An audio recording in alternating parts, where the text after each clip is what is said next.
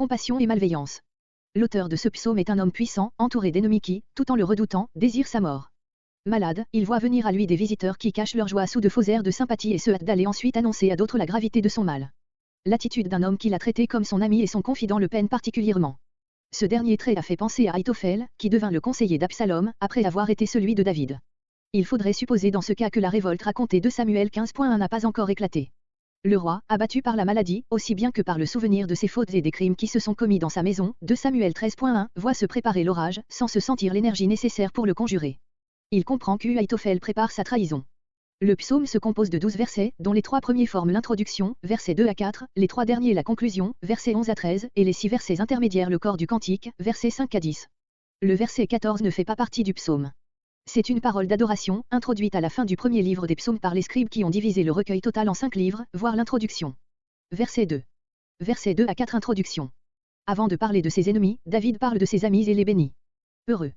Le dernier psaume du livre commence comme le premier, psaume 1.1. C'est peut-être cette ressemblance qui lui a fait assigner la place qu'il occupe. Qui se conduit sagement, littéralement, avec intelligence, c'est-à-dire sans s'arrêter aux apparences qui pourraient faire supposer que l'affligé est abandonné de Dieu. La vraie compassion est l'intelligence du cœur.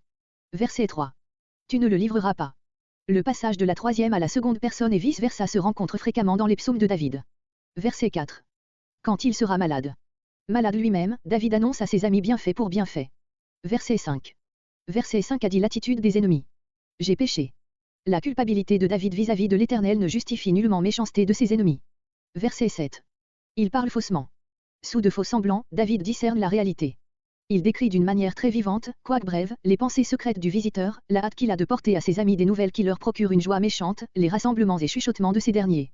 Verset 9. Un mal pernicieux s'est emparé, littéralement, une parole, ou une chose, de Bélial s'est coulée en lui. Peut-être Bélial a-t-il déjà ici, dans le langage malveillant des ennemis, la valeur d'un nom propre que lui donne 2 Corinthiens 6.15. Il s'agirait ici d'une maladie dans laquelle on verrait méchamment une possession de Satan. Calvin prend cette parole tout entière au sens moral, un crime diabolique est attaché à sa personne. Verset 10. Mon ami, Hébreu, l'homme de ma paix, avec qui j'étais en relation cordiale. L'expression « a levé le talon » désigne une ruade brutale. Le Seigneur s'est approprié cette plainte, en disant qu'il fallait que l'écriture s'accomplît à son égard, Jean 13.18. Notre psaume n'est pourtant pas directement messianique, voire verset 5.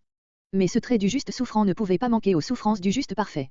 En Jésus sont consommées la consécration à Dieu, psaume 40.7-9, aussi bien que la souffrance des hommes de Dieu de tous les temps. Verset 11. Verset 11 à 13 recours à l'Éternel. Relève-moi, à tous égards, l'âme aussi bien que le corps. Que je leur paie leur salaire. Sans oublier que celui qui parle ici est un roi, ministre de Dieu et vengeur pour punir celui qui agit mal. Romains 13.4, nous ne pouvons méconnaître dans ce passage un désir personnel de vengeance qui nous fait mesurer la distance existant entre les plus grands, parmi ceux qui sont nés de femmes et les plus petits dans le royaume de Dieu. Luc 7.28. Jésus sait que le châtiment atteindra ses meurtriers et leur ville, mais il en pleure. Luc 19.41, Luc 23.29. Verset 13. Pour moi, par opposition aux ennemis, qu'il voit déjà abattus. Dans mon intégrité. David a reconnu son péché, verset 5, mais en pensant à la duplicité de ses ennemis, il a conscience d'être sincère dans son désir de servir l'Éternel, psaume 7.9, psaume 25.21, psaume 26.2, etc.